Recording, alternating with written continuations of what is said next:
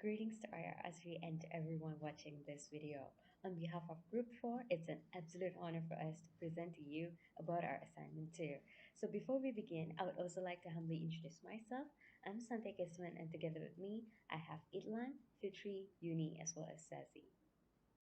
In today's presentation, we'll be looking into two parts question, whereby in question 1, we will look into journal entries, income statement, balance sheet, contribution margin per unit, as well as break-even unit.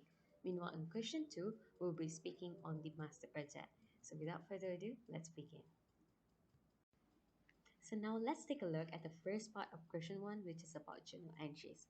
But before we dive deep into it, I would like to explain and brief a little on the definition about what is journal and what is even journal entry is. So when we speak of journal, it primarily serves as the first document that a business used to record about all the transactions that happen throughout the period of time. Meanwhile, journal entries refer to all those individual transactions that happen and recorded into the journal. So we can take a look at this question paper, and we can see there are a number of transactions that occurred throughout the year. And these are the transactions that we need to record under the journal. And it's always a good practice to start off the journal entry with the capital that has been inserted into the business. And in this case, we know the capital is 20,000 based on the balance sheet that was given in the question itself. So that's why we stated that cash of debited as well as capital is credited, and that means the business is started with cash of 20,000. Number 2, we have transaction 2, which is ASRB paid dividends to shareholders of 2,000 ringgit, and this 2,000 was paid by cash, and therefore the retained earning is stated debit, and then cash is credited, which means it's reduced. Number 3, we have interest on notes. It's stated on the question that interest on notes was paid on schedule, whereby we can see that it's paid on 1st July every year. And when it's 4% out of 100,000, there will be 4,000 ringgit. Therefore, interest on notes would be 4,000 ringgit debited and cash would be credited, which means 4,000 ringgit is deducted in terms of cash. Next, we have insurance expense. It is stated the annual insurance for plant and equipment of 2,000 ringgit was paid on 30th September 2022, and therefore insurance expense would be 2,000 ringgit, which is debited, and then cash would be deducted again, which means credited once again. Lastly, we have depreciation. Depreciation happens when the value of the object or the asset reduces over time upon its use. Say, for example, in our case, we have plant and equipment, right? And they use straight line method, and its expected useful life of 4 years. Therefore, we take the 18,000, deduct the 1,000 ringgit of salvage value, and then divide it by 4 years. Therefore, we get 4,215 ringgit following the straight line method. In this case, there is accumulated depreciation of 10,000 ringgit in the previous year. So what we're going to do in this journal entry is we're going to open an account called depreciation, which is basically about the expense, and we will record 402,050 ringgit, and then accumulated depreciation we will add on for another 4,250 ringgit. Next, we also have another transaction whereby the company sold 1,200 unit of inventory to customers for 350 ringgit per unit. And it's also important to note that all the sales were conducted as credit, which means we are yet to receive the money and the customers are in debt to us. So that's why we need to open the account called accounts receivable, and it will be directly linked to sales. So in this case, 1,200 unit times by 350 ringgit per unit will give us 420,000 ringgit, and that will be debited into the accounts receivable and credited into the sales. Next, we have the company made payments to creditors of 10,000 ringgit. This transaction refers that we were in debt to another creditor for 10,000 ringgit, and therefore we will have to open an account called accounts payable, and that will be debited and cash will be credited because we paid via cash. Next, we have the company received payment from customers of 54,000, and this involves two accounts, similarly cash and accounts receivable. In this case, since we received money from the customers, therefore we will deduct from the accounts receivable. It's no longer a liability, and therefore cash would increase and accounts receivable would decrease. Following that, we also have other expenses that incur throughout the year, such as the salaries for full-time work, factory line employees of 180,000, consultant fee of 11,000, and raw materials of 80,000.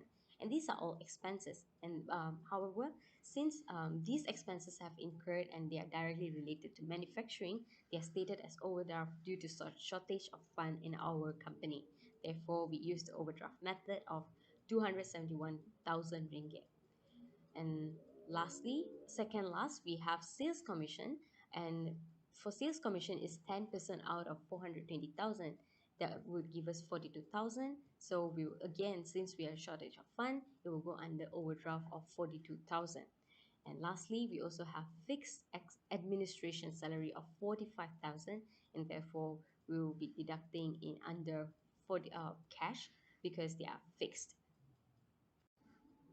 Next, we'll take a look at the income statement, which is part 2 of question 1. So again, what is income statement? So basically, income statement is known as a profit and loss statement or even the statement of earnings. It helps us to identify the company's revenues, expenses, as well as the net income over a period of time. It also enables us to see into the company's financial performances as well as its profitability. So what do we get from this income statement? So mainly what we are getting from this income statement is the net profitability, whereby it is derived based on the remaining profit after deducting all the expenses from the total revenues. And therefore, it refers to the company's profitability. And you may ask, like, how does this net profit affect the balance sheet or even the accounting world of the business? So basically, how it works is that this net profit will be added into the retained earning part of the balance sheet, which contributes to the shareholders' equity, and therefore will be able to balance out the balance sheet.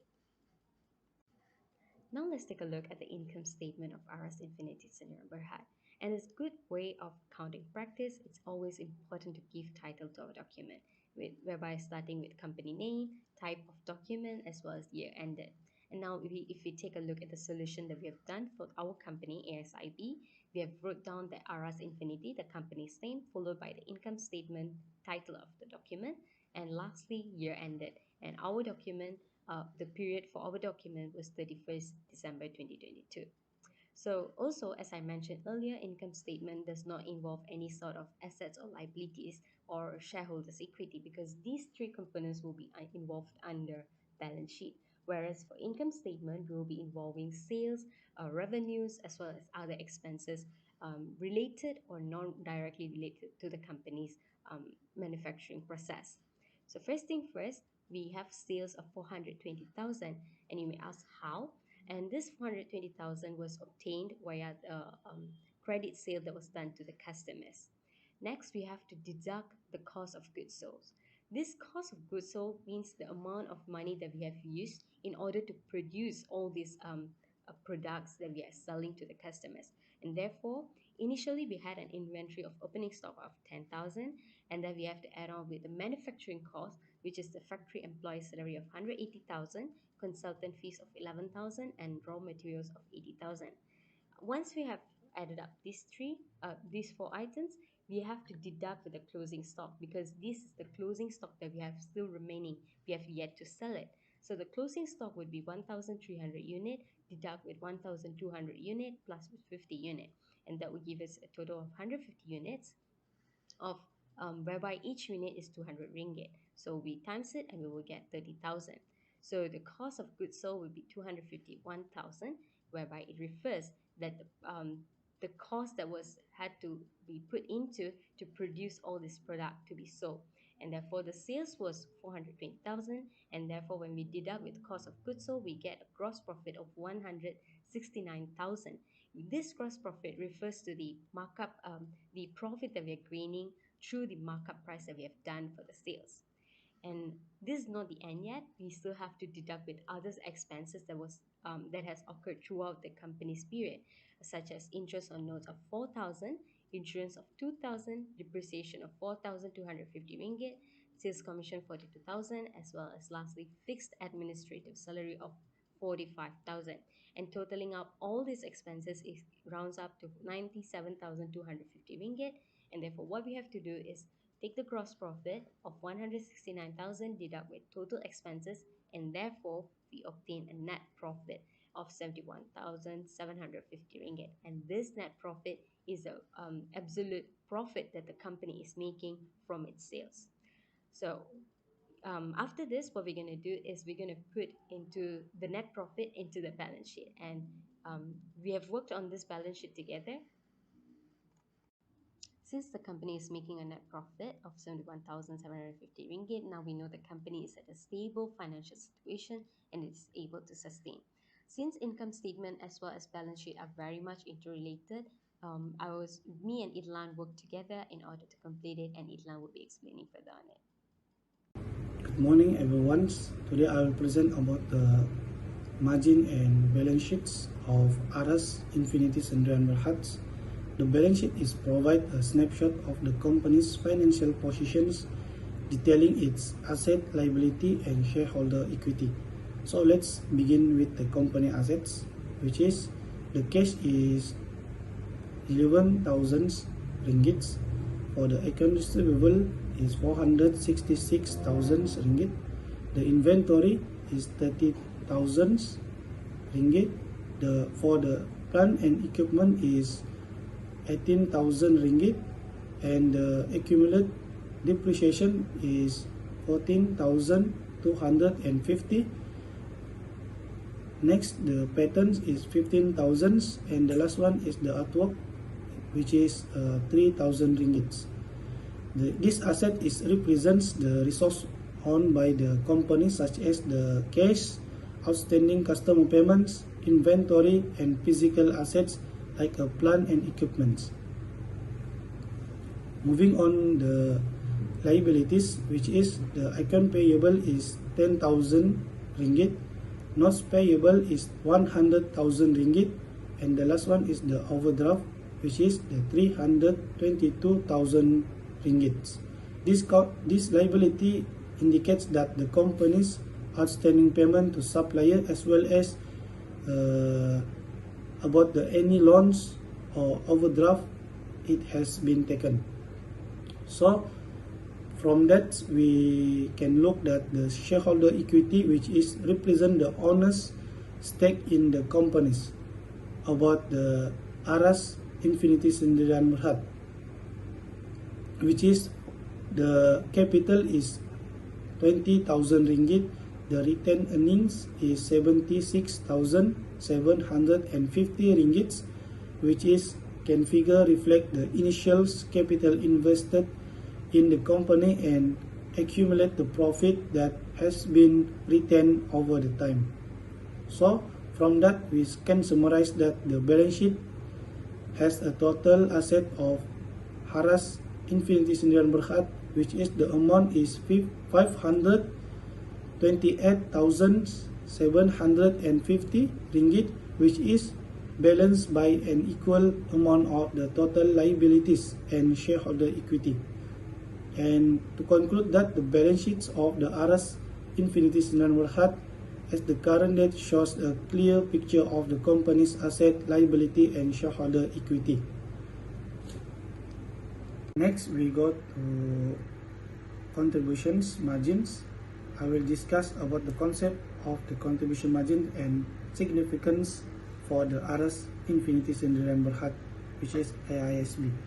The contribution margin is the revenue regenerated from each unit sold after deduct the variable cost. For AISB, the contribution margins per unit is 85 ringgit and 83 cents, which means that every unit sold, the company retains RM 85 ringgit and 83 cents in revenue after covering all the variable costs. For the contribution margins, help to assess the profitability, guide pricing decisions, and manage the cost effectively. For the AISB, can optimize the productions, adjust the prices, and analyze the financial performance by using the information given.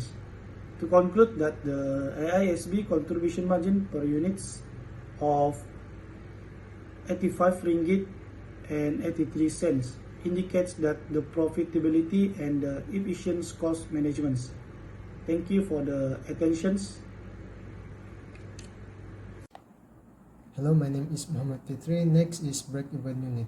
But before that, I want to explain about fixed cost, which refers to the cost of business expense that doesn't change even with the increase or decrease in the amount of goods or services produced or sold.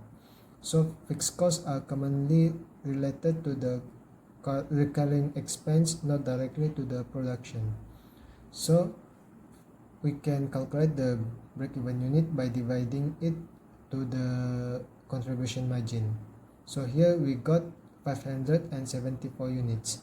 So break-even unit is the amount of income required to cover the company's entire fixed and variable cost over a defined time.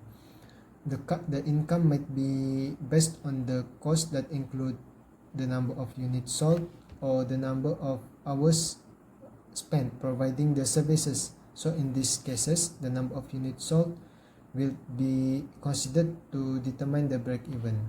So at 574 units, the company is at the condition where no profit and no loss, and the total production revenue equals to the total production cost. So to gain the profit from the product, the company need to exceed 574 sales.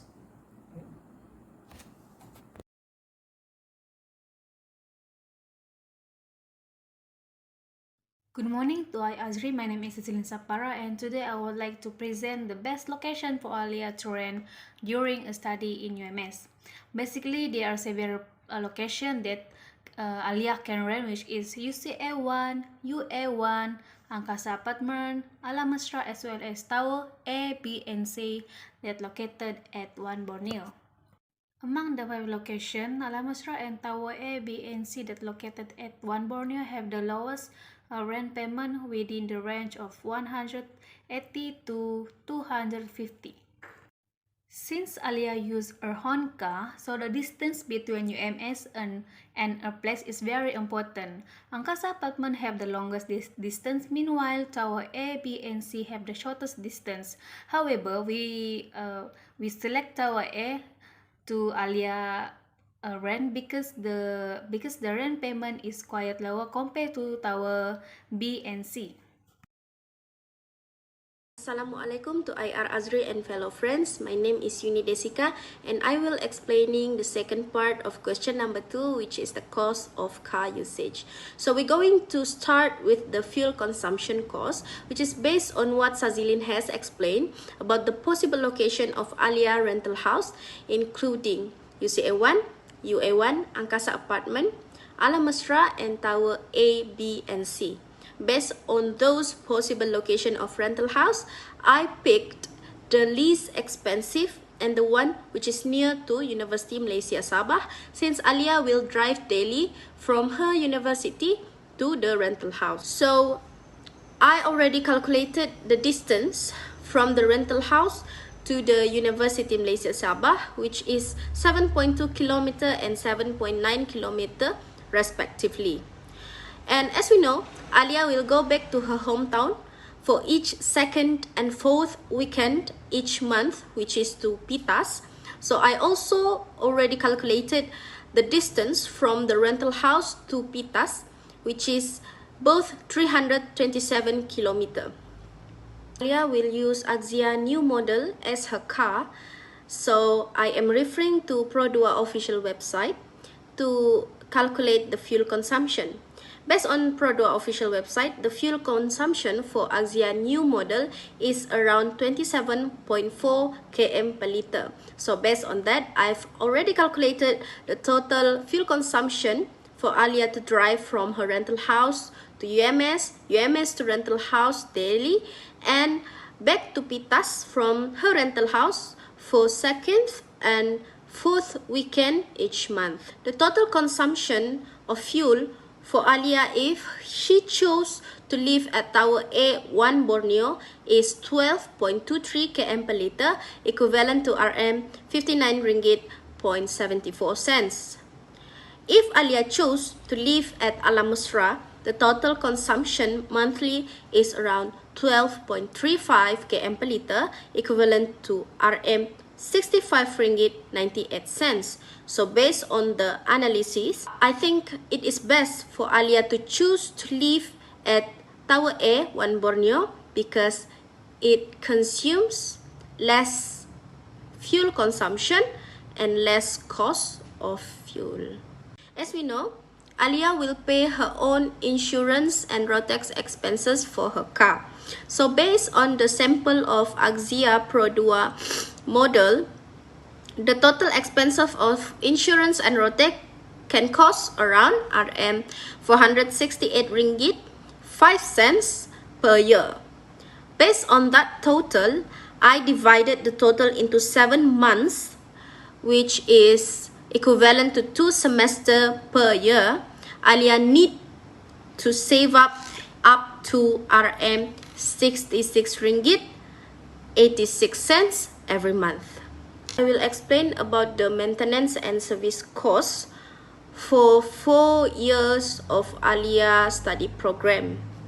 So based on Prodo official website, the service interval for Axia new model must be conducted when the car has run at 10,000 km, 20 to 60,000 km, 30 to 90,000 km, 40 to 80,000 km, and 100,000 km. So the first 10,000 km required around Rm 165 and 70 cents. Alia will use her car for 4 years with 14 weeks per semester, equivalent to 3 months, 2 weeks. From that, we know that in 1 year, Alia will use that car for approximately 7 months. The total distance per month is approximately around 882 km, equal to 6,174 km in the first year. So in the first year, Alia does not require to do a maintenance or service for her car. On the second year, the car will be approximately already used around 12,000 kilometers. So here, Alia need to do the first maintenance, which is cost around 165 and 70 ringgit Malaysia.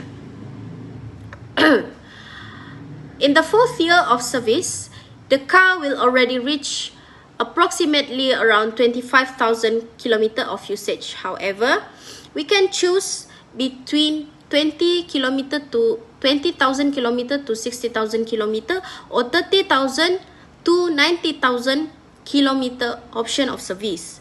So here, I am suggesting that Alia service her car at 30,000 kilometer later, because the car is not heavily used since she just drive it at short distance from rental house to UMS Delhi and only going back to her hometown for every second and fourth weekend each month. So from here we know that for 4 years of her study, Alia only need Rm 165 ringgit 70 cents for maintenance and service. Plan about the other needs or money to spend during her study life. Just the first one is food. We assume that Alia will need around Rm 7 ringgit daily, so it is equivalent to 182 ringgit per month, and electricity bill around 14 ringgit per month, water bill around 1 ringgit 67 cents per month. Since Alia will split up the bill with another 5 housemates, the internet bill will cost around 30 ringgit. University fees is the highest, which costs around 4 ringgit 400. The university fees is the highest one, which will cost around 485 ringgit 71 cents per month. Stationery will probably cost only 14 ringgit 29 cents per month. Final year project expenses for hardbound thesis cover will cost around 75 ringgit per year. The clothes will probably cost around 100 ringgit per year, and the entertainment will cost around 30 ringgit per month, which is enough for watching movies and buying some snacks. This table shows the total amount of Alia money coming in and going out. So since there's still a balance left, so we can conclude that there is enough money to cover all Alia expenses. For part 2, once again we can conclude that Tower A is the best location for Alia to rent because the deposit and the rent payment is very low compared to other place. The distance between UMS and her location also short, which can reduce the fuel consumption. Even though her budget is enough to cover up all her expenses, but if she want to add up her savings, she can do another part-time job, which is student e-hailing. This job quite flexible and she can do this job anytime as long as she have a free time.